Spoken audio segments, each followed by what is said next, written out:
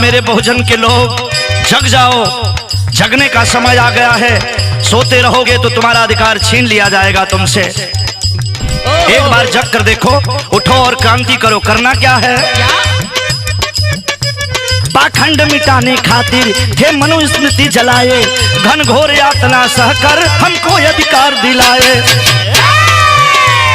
संविधान बिल कोई सहारा न होगा,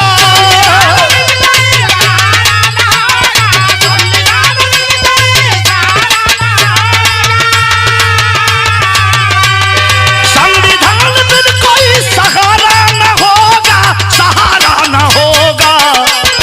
कोई भीम पैदा दोबारा न होगा, कोई भीम पैदा दोबारा न होगा।